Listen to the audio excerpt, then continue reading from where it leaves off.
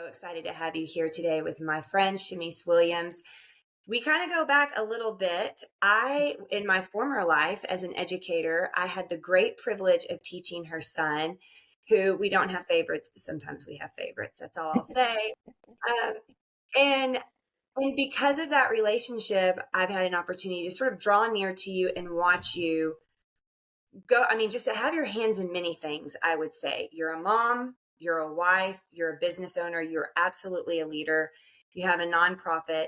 So, with all of that, that's managing a lot, that's having your hands in a lot. I'm Yes. sure life is Yes. chaotic.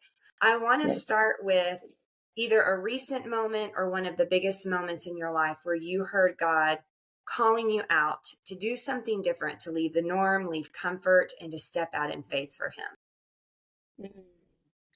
Oh, I have so many moments that come to mind. Um, but I will say, oh, I have two moments that I want to speak on. The first one would be starting my nonprofit. Mm. That was very, very scary for me because I didn't know anything about that space. At the time, I was working maybe 12 hours a day for a company, a large banking institution, and I was on that ladder to, VP of whatever I wanted. And I had a little baby. At the time, Harper was maybe 10 months. No, he wasn't older than a year. And my husband's grandmother was keeping him primarily. Mm. And I had to quit my job, I had to make a choice. And so my husband and I, we discussed it, and I decided that I would come off of my job to become a mom. So I left banking, and I was there for like 10 to 12 years, and I became a mom. And so while I was sitting on my couch one day, I just was like, God, this has to be more. I just can't be a mom, this I have to Mhm. be doing more. And he just dropped it in my spirit, and it was so clear. And I don't know if you've ever experienced God and his voice and hearing from him, you know it very well. It's no questions asked. It's no like, God, was that you? Mhm. It's very clear in your spirit that it's him. And he told me, he said, I want you to start a nonprofit that caters to girls of color. Don't worry about who will be helping you. Don't worry about how it will happen. This is your assignment, and this is what I want you to do. And it was just that clear. And I was like, oh, okay, well, me, you sure? And so I just started the work. I just began the work. I did the paperwork on my own. I, went to the bookstore, bought books on nonprofits, filled out all the 501c3 paperwork on my own, submitted it. It was approved, and I began that work. That was in 2015. And Wow. so that is one moment for me where I heard God's voice very clear on stepping out of my comfort zone, and really, he just put me in a position that was so unfamiliar to me, but it was Mhm. so satisfying at the same time. Another instance was recent. I sold my home, the home that I thought would be my forever home. It was my dream home. We built it from the ground up. We prayed over the land. We saw everything. I mean, every bolt, every knob, every light fixture I picked out. And I thought that that was our forever place. And then God said, no, this is not the end for you. This is not your final destination. You got to get up and you got to get out of here now. And Mhm. so now we're back in the city living. And so it's been interesting because we still don't know where we're going to end up. But we had to do what God told us to do. So those are two distinct moments for sure that, God was like, you got to get out. You got to do something different. This is not it. You got to move. And we just have to be obedient to that. And so we did. I'm seeing a thread. So, I mean, and every woman that I talk to, it's interesting. There's two commonalities Mm, when the call comes. One, it's uncomfortable, and two, mm, he doesn't give you all the steps and the finish line. no. It's Yeah. just here's that next step. And it is so clear. I mean, Yeah. everyone who has shared that moment where they have heard from God, myself, I'm in the same way. It is so Mm-hmm. clear. There's no doubt this is not me that is speaking right now. Right. This is Right. God. So, okay, Yeah. for our listeners, we have to know the name of your nonprofit, and I want to know more about that. So dig into that, the purpose, the work, all of it. For sure. Well, it's Picked Pretty Pearls Incorporated, and it's picked by God, pretty with purpose, pearl by choice. If you Mm, know what a pearl is, and they're all unique, no pearl is the same as the next. And so the name, it just kind of came. I just kept writing. What can I call it? What can I, I want it to be meaningful. I pulled from my childhood in that way. I was always a leader. Even as a kid, I was, and I don't want to toot my horn, or anything like that, but things came very easy to me, as far as mhm, like education, student council president, newspaper editor. I was just I was a smart kid. And so I grew up in the inner city. I grew up in a city called Oak Cliff, mhm. and there weren't a lot of positive things around me. And so I Picked Pretty Pearls is what I wish I had when I was a girl. And so it's leadership focused. It's all about empowerment.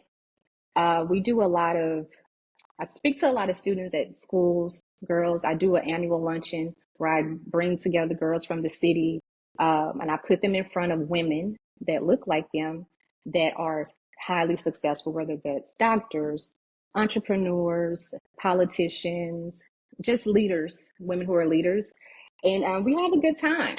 It's not serious or anything like that, but it's definitely impactful, the work that we do, and the women that come to speak to those girls. And when they leave, I've even seen students that I've had in the past, and they'll come back and they were like, oh, I remember this at your luncheon. I learned so much. And so I do think the work that we do is impactful, but it's all about honing in on your leadership skills, because we all have them, Mhm. um, and just telling young Black girls, and specifically, that they are leaders, and that the things that they have, they just need a space to have that leadership characteristic drawn out of them.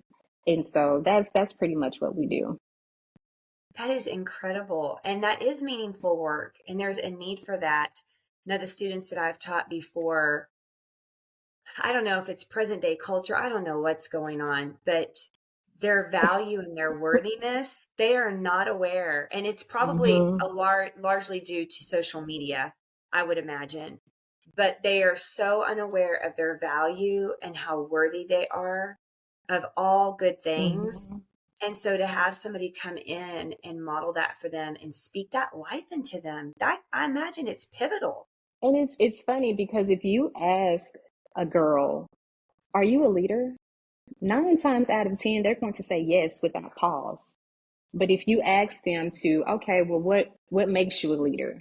Then they can't really explain that thing, but they Mm, know that there's something that's like, well, I like to take charge, I like to help, I like to mentor, I like, all the leadership qualities. They know that they have them. They just don't have the space or the knowledge to bring those things out to the forefront. And so that's really what I try to do, because we all are leaders in some way. absolutely. Well, I mean, the Lord gives us gifts, and those gifts, I mean, Hmm. we lead in them. Okay, so Yes. I want to go back to when you had just had Harper, or he was under a year old, and you had to make a choice and step away from banking. And you had that moment where you were like, Lord, I know there's more. Can I just say, first of all, I had the same exact moment. Same Did you exact moment. really? Yes, I did. Um, when I was on maternity leave with Sailor, our Mm, surprise baby, I had a moment where I literally fell to my knees. I mean, we could call it a nervous breakdown. I'm just going to say it was a conversation with the Lord. And my yeah. exact words were, there has to be more. I feel like there is more. And it's not that I am not so satisfied and content and joyful in motherhood. It's just that I Yeah. knew that God is not just this one-dimensional God, and neither are we, created in his image. There is so many things inside of us working. And so I knew that I was called for something else in addition to. Hmm. Mm-hmm. And he handed it to me. I mean, the very next day, the answer came. It was incredible. I kind of cried out that day, Really? and nothing happened. Sailor was crying. I was crying. So I just got up, and went on about my day, had a snack, nursed her, and was like, well, okay, I got some emotions out and had a conversation, but Yeah. he didn't give me an answer in that moment. And the Yeah. next day, the answer came. But I want you to speak into the, I don't, personally, I do not believe that it's this and nothing else. I think it can be this and Mm-hmm. this, motherhood Yeah. and. So, and I know that you aren't just doing the nonprofit now, you have your hands in many Yeah. other things as well as a business owner. So, can you Yeah. speak into, because you are a mother right now, a very attentive mom with a I very, very active am. team who's got a lot going on. So, share that with Yes. us, that journey. Like you said, you can have both. It can be this and that, but we got to understand that sometimes you can't have it both at the same time. And if Mm, you do, it's rare to be able to balance that, you know.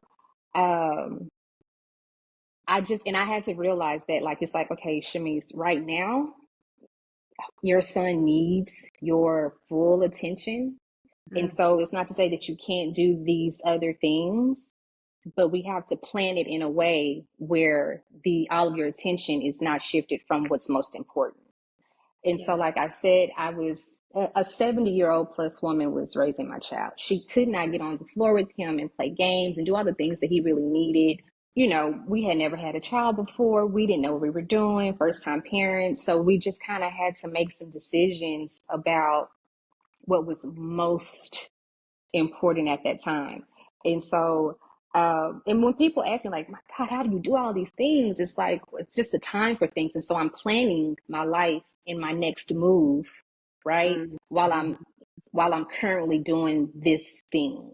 And so when my plate can free up for the next thing, then I slowly add to my plate. And so that's kind of how I try to keep balance, because I'm always going to be a mom. He's always going to need me in some capacity. I'm always going to be a wife. You know what I mean? I'm always going to be a daughter and a friend. But I also have my own goals and aspirations and things that I want to pursue. And so I've learned to just kind of slowly to always plan, right? mm, Because I'm the person that wants to do it all. When I'm on my deathbed, I don't want to say, oh, I should have done that. I could have done that. Man, what if I would have done that? mm, I'm going to pursue every dream, thought, whatever God has placed on me, I'm going to pursue that. I'm just mm. built that way. Even if it doesn't work, I'm just going to do it.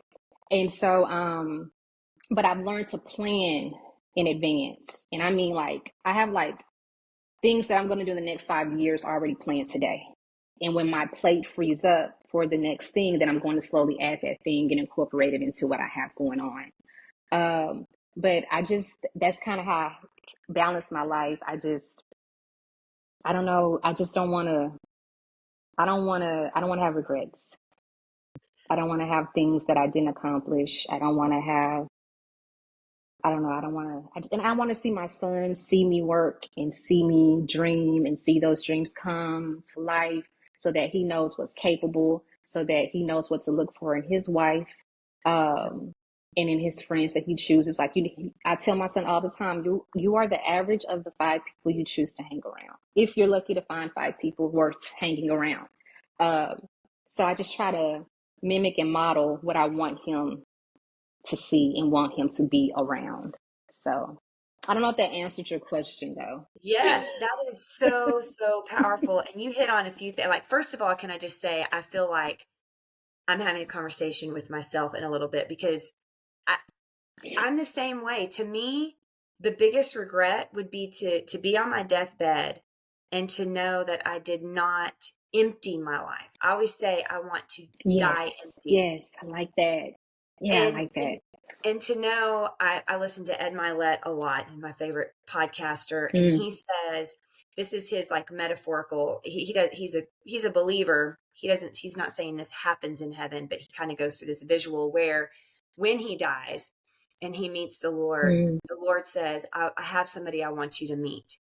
and it is the fullest version of Ed that God created him to be. And Mm, Ed says, I mm, want who I am when I die to be as close to that full version of who God created me to be. I want them to match as much as possible. When I heard him say that, I was like, I feel seen. I feel right there. Yes, 100%. yes.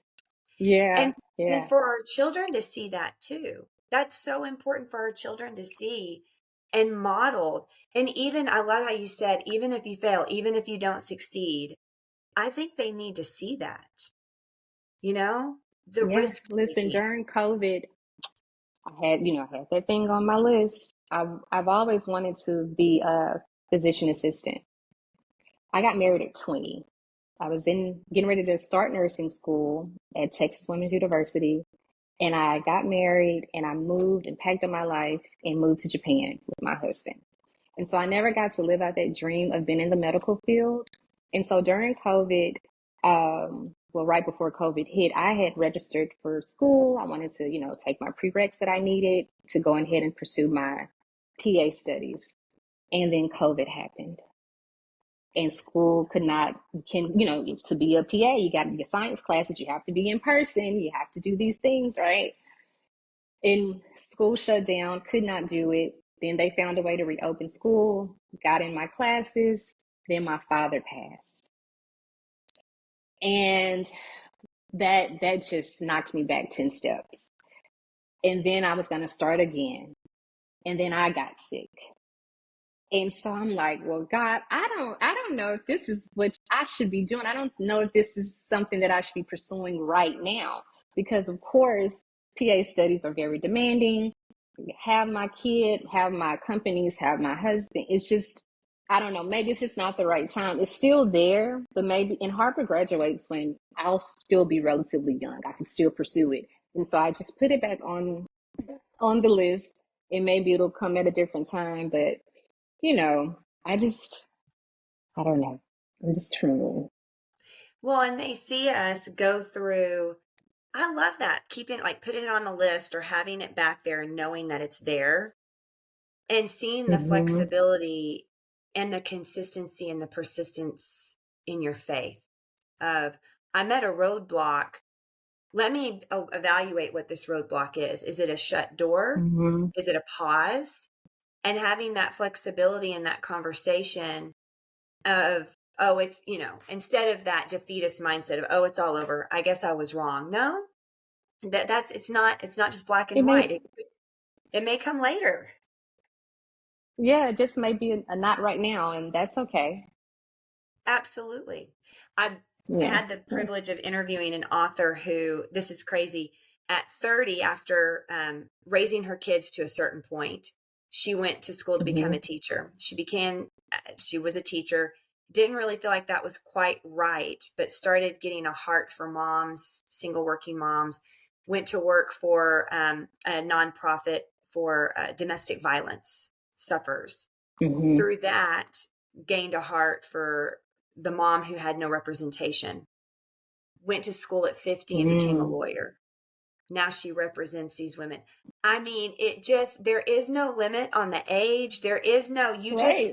Right. follow the trail, and the trail is the desires that put Yes. in our heart, right? Yes, yes, absolutely. I love that. And I've seen other women in my life do the same thing later in life, or, because we're all on this time thing and we have to do this and check. I'm a checklist Mhm. person. And so, but watching other women in my life do things later in life, and I mean big things, it's like, okay, well, it's not a no, it's maybe just a not right now. But even then, in my pursuit of pursuing what I'm doing, I'm just like, okay, well, even if that thing doesn't happen, I know that I tried. And when I try, I mean, I give it my all. And so, and being okay if it doesn't happen for me. So, I absolutely love that. If we're still here and we're still breathing, we have work to do. And I just do absolutely. not believe in putting limits on ourselves in any way. Yeah. Age limits, physical, and none of it. None of it. There's Yeah. not a barrier we cannot break through because we have the strength of Christ. And if He's called us to Yeah. it, He's the one who's going to do the work. We just have to be obedient and follow the next step He places in front of us. So Absolutely. you were in banking. When you did Hmm. go back to work, did you go back to banking or was it something else? No, when I left corporate America, I knew that I was not going to return because Mm, I had given it everything that I had. I started in banking at 17. mm, Um, and there was nothing else there for me. It just wasn't there. I had given it everything that I could. Um, and my husband, he's so great. He makes me dream bigger. He keeps me fearless. He has that attitude of let's just do it. And so we began entrepreneurship. And so he started a farmers insurance agency, mm-hmm. and we started that from the ground up, and we built that book of business to what it is today. And I think, I don't know what year we're on, 12, 13, or 14, it's one of them, with that. And then we added a mortgage brokerage to Mm-hmm. that, and we just added real estate development. My goal is to really develop communities at some point and build affordable housing for people. Right now, we're about to break ground on two homes, and I'm so excited. I'm going to design them from inside out. Um, but my goal is to absolutely be in real estate heavily and just really develop communities. That's what I want to do in the real estate space. And so we're just trying to create our own ecosystem where everything we start feeds each other so that we Yeah, don't have to really go outside and depend on others for what we need. that Because real is estate is hard. Yes, Yeah. it is. But that's what an incredible idea. And I love that. And I love your focus on community as well. That community is Yeah. so important. I mean, you've already touched on it. You're like the five people you hang around and having Mhm. intentionality, being community centered and community focused is Mhm. important. As you've gone out and started these businesses, started your nonprofit, what have your family and friends spoken into you? Have they been supportive? Have they been like, you're crazy? I don't know what you doing. One more thing. You can't do this. What has that been like? Oh no, I have a really good tribe. I have two sisters. And they really help a lot, especially my oldest sister. She is my biggest cheerleader outside of my mother. My mother, she is, I call her the Black Martha Stewart. She is the person who's going to decorate the space for me. She's going to cook the food. She's going to serve. My cousins are really involved. Childhood friends have served on my board. Some of my Eastern Star sisters have served in any capacity. So no, I'm surrounded by great women. I really am. And so they all, I have an idea. I show them the plan, and they trust me and they follow, and whatever I need, they help me with. My father, he was one of those. He was very hard, and so he definitely was like, "Hey, you need to do this. You work a job for 30 years. You get a check Yes. and you retire." And so, he didn't understand the entrepreneur side, but when he saw, those benefits that we had reaped from the hard work, he was like, "Oh, okay." And I'm like, "Yeah, Dad, like having a government job for 35 years to get bare minimum in a paycheck per month, that just doesn't work for me." But no, I have a really supportive community. And the women in my life are really strong and great and fearless themselves. And so I mean, anything I need, they are there for me. That's interesting. You mentioned your dad. I had the same conversation when I stepped away from teaching to become a health coach. He was like, that doesn't seem like a wise choice. You have a paycheck every Mhm. month, you've got insurance. And I'm like, Dad, I work 10-hour days and I mean, I have a college education, I have a master's, and I make a third of what you make. And I don't get bonuses. I Yeah. get jeans passes. I'm a 40-year-old woman and I'm excited that I get to wear jeans. This is not like when That's I say funny. I got on my knees and said, Lord, there's got to be more. It didn't need to be much. Yeah. We just had to get past the jean Yeah. passes, you know? I'm Yeah. wondering, as I hear you and the support that you have in your tribe, do you think, I mean, I'm asking honestly as a question because I have the same thing. And part of me, I have to go Mm-hmm. through my relationships and say, did God bring her into my life? Or was I looking for her? Is this because of who I am Mm. and what I'm looking for and who I draw near? Or is this God knows the work he has for me and he has placed these people? What do you think it is for you? I think a little bit of both, because I think, yeah. I've had I've met women who have come and have helped me in ways with my nonprofit specifically. Um, and they've helped me and they've served on boards and they've done all the things, but I'm no longer in contact with some of them today. Mm, You know what I mean? So I think God has people for you. Sometimes it's forever, sometimes it's not. And it didn't end on bad terms. Our lives just kind of did this, you yeah. know? And then there are those people that you choose, you know? I didn't get to choose my sisters. So, but they're, they're supportive and they're around and we choose to be friends as well as sisters. So I think it can be both. I think both can be true. God sends people your way, and then you choose other people to be in your life as well. So I think both. I agree. I think it's both as well. I really do. Yeah. Do you, Yeah. I'm just going to say it, you're a driver. I mean, you're a goal getter, a go getter. Is it hard Yeah. for you, or how do you distinguish your drive from God's will? Do you ever get it wrong? Oh man. Yeah. I'm going to share something with you. I have sickle cell, Okay. SC disease. When I was born, they told my mother that I would not live past the age of 10. So my mother took me, this is her story. She's telling me, because I would have she thought I was having seizures as a kid, but I was having sickle cell crisis, which is why I ended up in Dallas. That's how I moved to Dallas, because I had to be under doctor's care. And so my mother shared the story with me. And so she said she took me to the altar at a church, and the preacher prayed over me. And the preacher said, your daughter is healed. She's going to be fine. She's going to live and not die.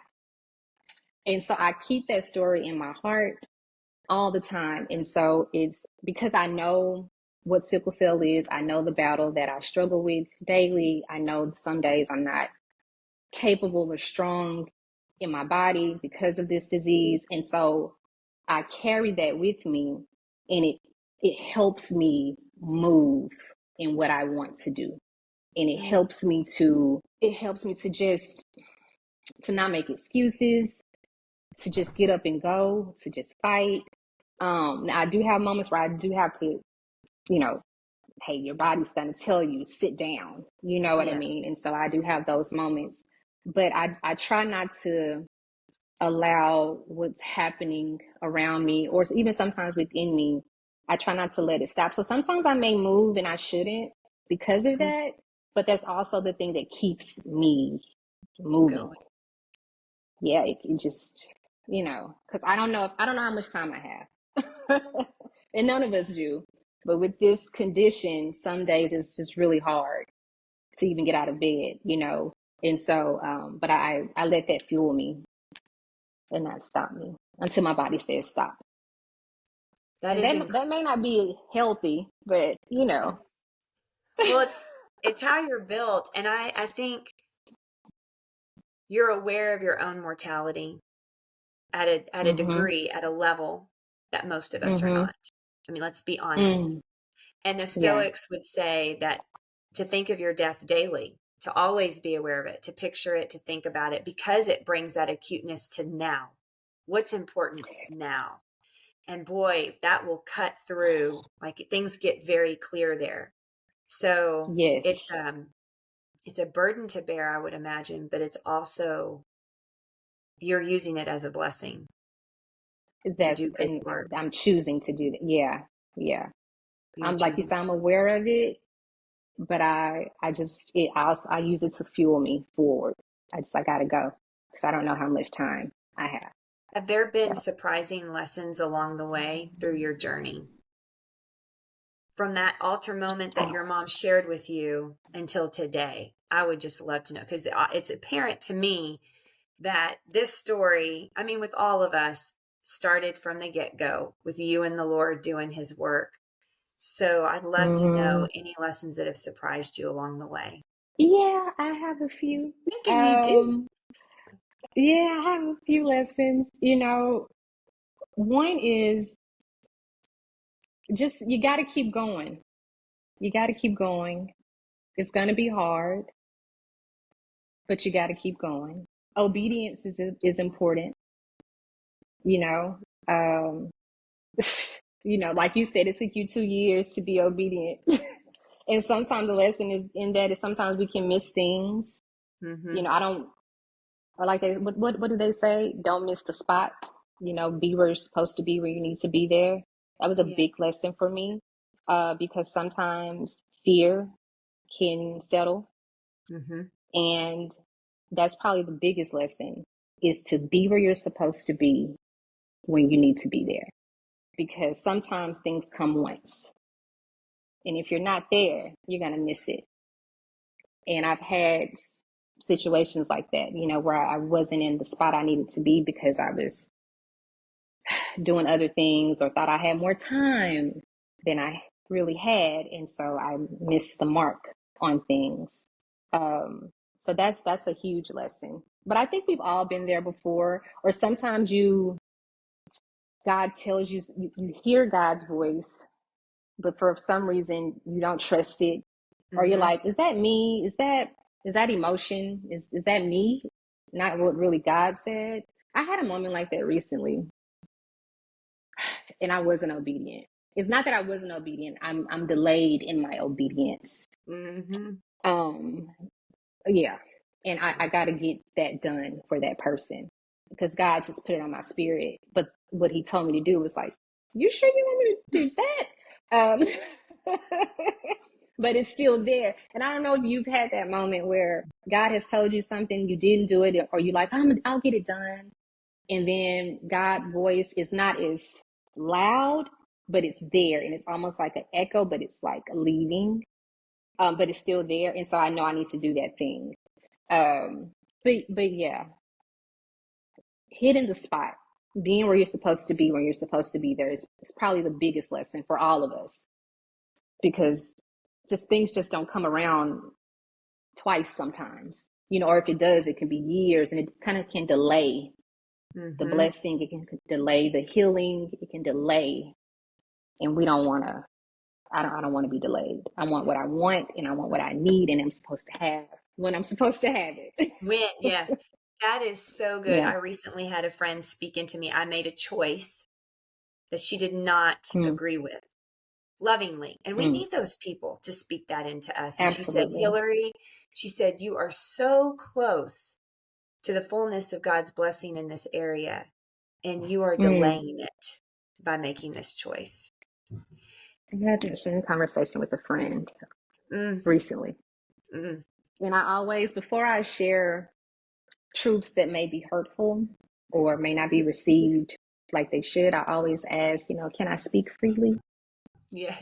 So that they know I've thought about this thing and I know that it's probably going to offend you, but as your friend, I need to say this. And I told my friend the exact same thing. I was like, you're really delaying your healing because you keep running in circles. You keep doing the same thing, think you're going to get something different when you got to change. You got to get off the hamster wheel, really, essentially, that's what it was. So, yeah. Yes. I'm on the same hamster wheel your friend is, maybe. I don't know. But I'm on a hamster wheel, that's for sure. That is so good and so wise. And I love that you shared that, hitting your spot, being in your spot. I think it was Esther who, God's people were going to be destroyed by, was it Mordecai? I hope I'm getting this right because we're recording. Mm-hmm. Um, and her family member, uncle, somebody was like, for such a time as this, Esther, and God will bring someone else to do this work. But who's to say you Come haven't on put in the now. work for this? Yeah. So that is Yes. that's biblical right there. That's biblical. I What missed a lot of opportunities by not being where I was supposed to be in that moment. So, like I say, that's the big lesson for me. It is, and it's that regret we want to avoid. You know, we don't Mm-hmm. we don't want Especially to. when you could have. Yes, Yeah. yes. If you could go back to your younger self, or even just a woman right now who is listening to this, she's folding laundry, she's picking up toys, whatever, and she feels that calling in her heart to step out, and maybe she's delaying, what would you say to Mm. her right now to encourage her? Oh, to get clear about who she is, Mm, whose she is, and what she wants. That would be that would be what I would say. I don't know. I'm always about time, and sometimes I just think that we think we have time, and we really we do, but we really don't. We're on borrowed time for sure. Um, and so if there's something that you want to do, if there's something that God has placed in your heart, and you know for sure it was God's voice, and maybe it's an echo now, and it's not as loud as it used to be, but you still hear it. mhm, If it keeps you up at night, if it wakes you up in the morning, that's the thing that you should get started on immediately. Don't worry about all of the small details, because I promise God always works that out. mm, You just have to be obedient. And a lot of times, God is just waiting for us to take one step. And, and people, oh, I believe in God and I trust God. And, all these things we always say that are so easy to say. But when it's time to put it to test, a lot of us flake out. We're like, mhm. nah, that's not God. He didn't tell me that. That's not his voice, you know? Yes. And you just have to be obedient to what the spirit is calling you to do. And we all have those moments, I feel, where it's like it's this thing that keeps lingering. It's there. Or your friends or people you may not even know may say, you're really good at XYZ, or you should think about this. But you've already had that planted in your head because God planted it there for you. And he's like, bring that to the forefront, you know? Mhm. So that's really what I would give to women is like, do the thing. Get up and do the thing. Try it. Take one step. If you need community, go find your community. There are Yes. so many ways to be around like-minded people, whether that's church or through a social club or Facebook groups or whatever. It's just so many ways to be in community these days. And I promise your people are out there, because there was a time where I thought I was by myself. I think I even told you I'm so tired of humans. Yes. Well, our So previous community did feel a little isolating, I think. yes, yes, yes. And so I just would tell women like to get up and do the thing, get started on it, take a step toward it, write it down, write something down and watch it get real. Oh, that's It will good. get really real when you write something down and you look at it every day. Like I said, I'm a checklist person. I learned that in therapy. I didn't realize I was a checklist person, but I do my best work when I write something down and I'm Hmm. able to check it off my list. So, find out what works for you and get started on it. So That is so that's good. what Do the next step. And writing it down. That I hope people are taking notes because the success leaves clues. Well, one, you mentioned therapy. Success leaves clues. Counseling, therapy, good idea for everybody. I don't care what you hmm have or haven't been hmm through. I mean, everybody. yes. And writing things down 100% will make it real. That is such good advice. I have so many journals, and I can go back and I can look at my journals and I can see what has come to pass. Mm, Like what I've written down, things I've said I wanted to do. It helps me to do the thing by writing it down.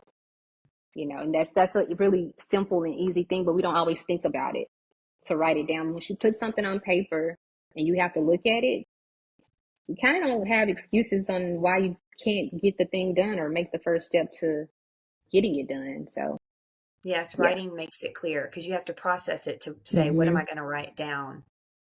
And it makes it Mhm. clear. That is so that we skip. why do we skip the little things like writing, like that small task? We tell ourselves, I don't need to do that. We skip over it. And then life becomes chaotic and we have no clarity. And we're like, why do I not know what to do? Why am I so confused? Go back to the little things, right? That's it. This is the little things, and making time for the little things, because it's the little things that add up to the big thing that you're really trying to accomplish overall. And so, you do have to get clear on what it is that you want and who you want, and remember who you are and whose you are, so that I think that'll help fuel you as well. Is if you say, I'm Shamise Williams, I am a child of God, I am God's girl, and Mm-hmm. He has the best for me, He wants the best for me, He has these blessings for me. I gotta get to it. I gotta run toward it. You know what I mean?